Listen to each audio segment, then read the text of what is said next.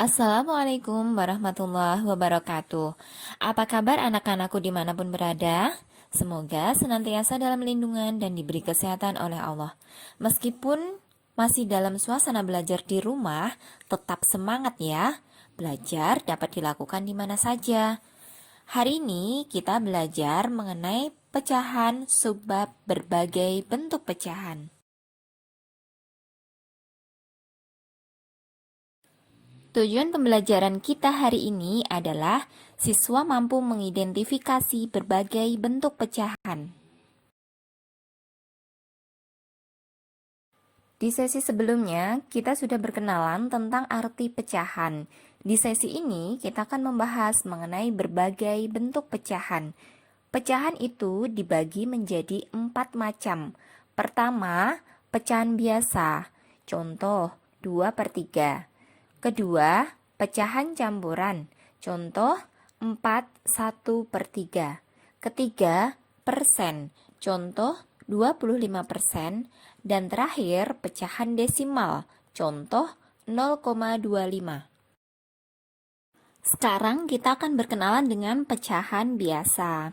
Bentuk pecahan yang telah kita pelajari sebelumnya merupakan pecahan biasa. Ada 2 jenis pecahan biasa, yaitu pecahan murni dan pecahan tidak murni.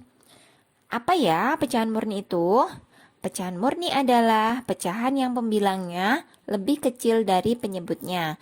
Contoh, 2/3. Kemudian yang kedua, apa sih pecahan tidak murni itu? Pecahan tidak murni adalah pecahan yang pembilangnya lebih besar dari penyebutnya. Contoh, 4/3.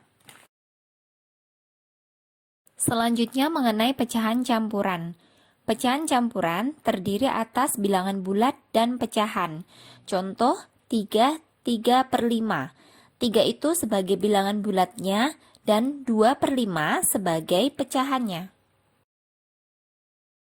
Pecahan biasa dapat diubah menjadi pecahan campuran loh. Namun ada syaratnya. Pecahan biasa dapat diubah menjadi pecahan campuran jika pembilang pecahan biasa lebih besar daripada penyebutnya. Langsung ke contoh soal ya. Contoh, ubah 7/3 menjadi pecahan campuran. Oke, kita akan membahasnya satu persatu. Untuk mendapatkan pecahan campuran dari pecahan biasa, bagilah pembilang pecahan dengan penyebutnya. Berarti 7 dibagi 3. Untuk pembagiannya, kita misalkan Dodi mempunyai 7 permen. 7 permen kita bagi 3/3, sehingga kita dapati 2 kelompok dan sisanya 1. Kita tahu bahwa dari pecahan 7/3 itu pembilangnya 7 dan penyebutnya 3.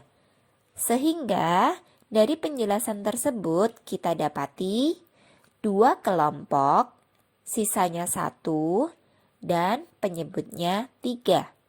Pecahan campurannya dapat kita tulis kelompok, sisa, per penyebut.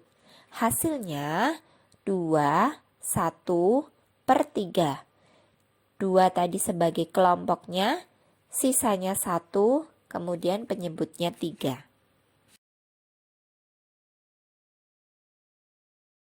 Selanjutnya adalah pecahan desimal. Pecahan desimal adalah pecahan persepuluhan, perseratusan, perseribuan, dan seterusnya yang ditulis menggunakan tanda koma. Contohnya 0,3. Merupakan bentuk pecahan desimal dengan satu angka di belakang koma. Cara membacanya 0,3. 0,3 merupakan bentuk pecahan desimal persepuluhan. Yang kedua, 0,45 merupakan bentuk pecahan desimal dengan dua angka di belakang koma.